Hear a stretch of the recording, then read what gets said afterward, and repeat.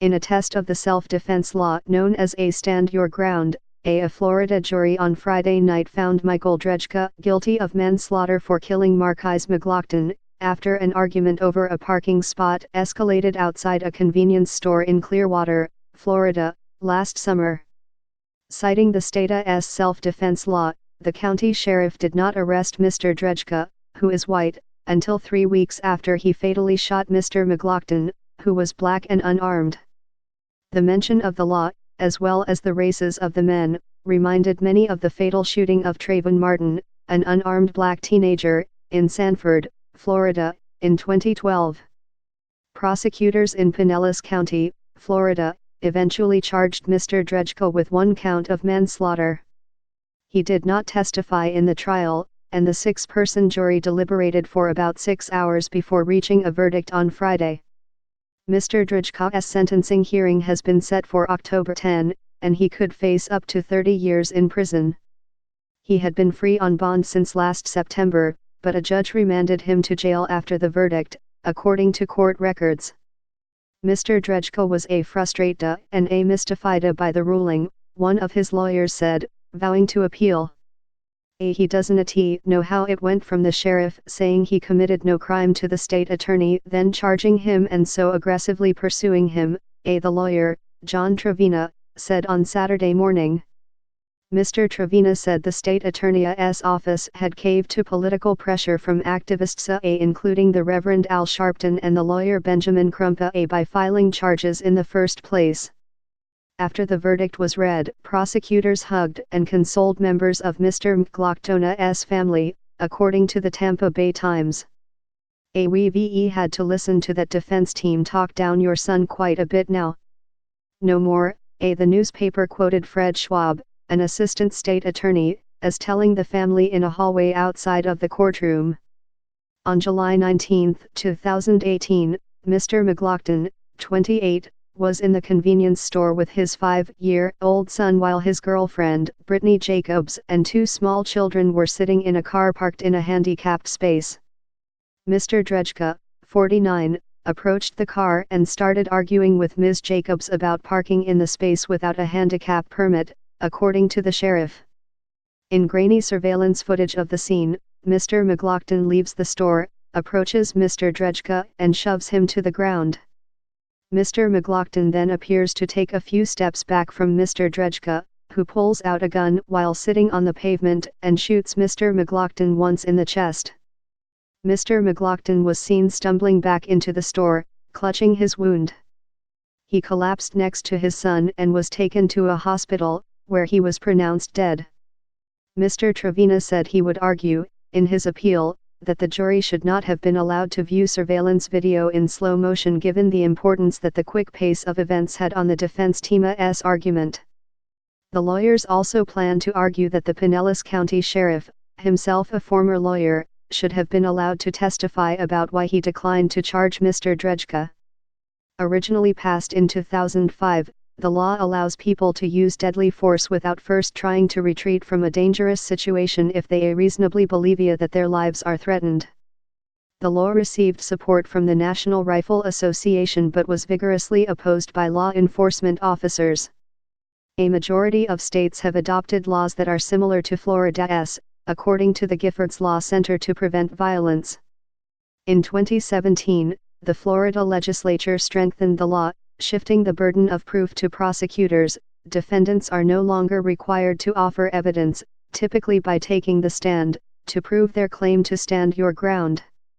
After Mr. Martin was killed, the police invoked the Stand Your Ground law when they initially declined, said that if American companies were forced by Washington to leave China, the result could be a series of fire sales at greatly reduced prices.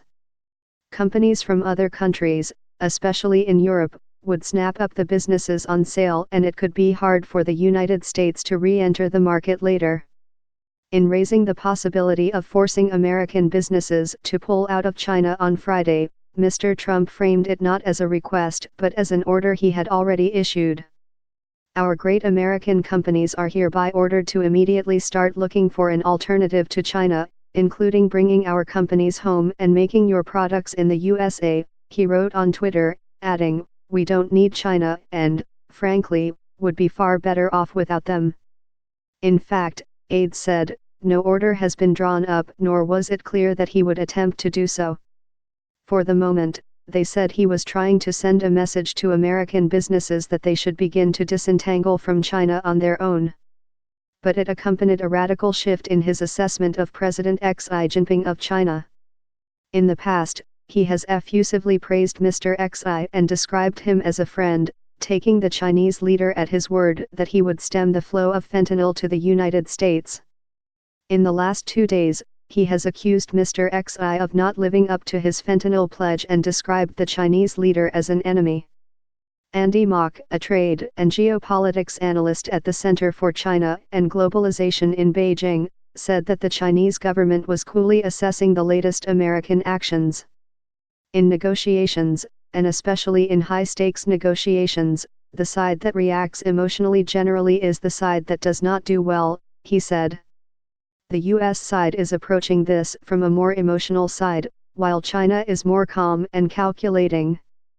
The International Emergency Economic Powers Act says that if the president decides that circumstances abroad have created any unusual and extraordinary threat to the national security, foreign policy, or economy of the United States, the president can declare a national emergency. This triggers special authority for the leader to regulate any transactions in foreign exchange by Americans. The law was passed to define and restrain presidential power, which until then had been seen by critics as interpreted too expansively.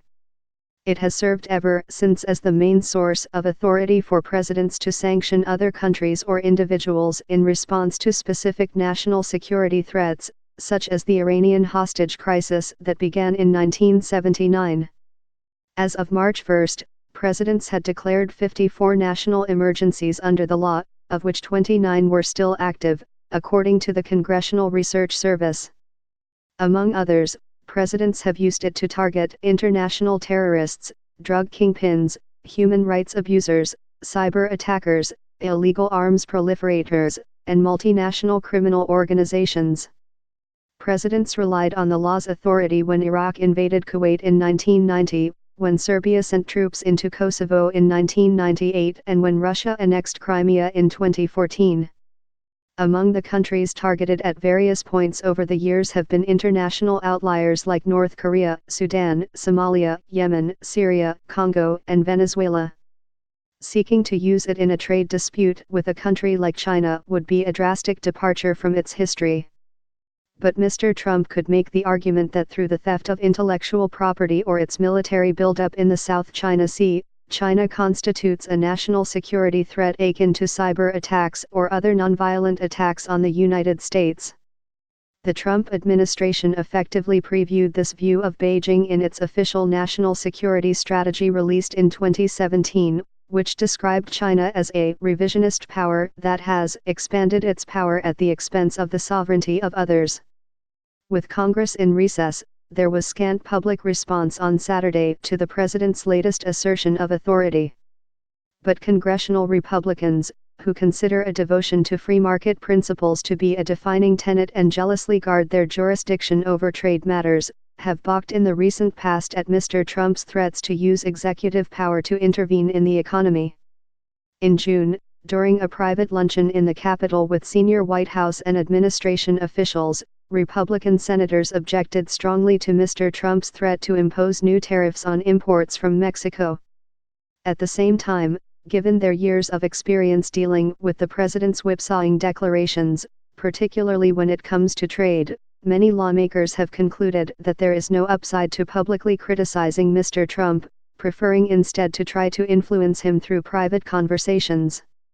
Senator Charles Grassley, Republican of Iowa and the chairman of the Finance Committee, warned in a statement on Friday evening that Mr. Trump could harm Americans if he slapped additional tariffs on China.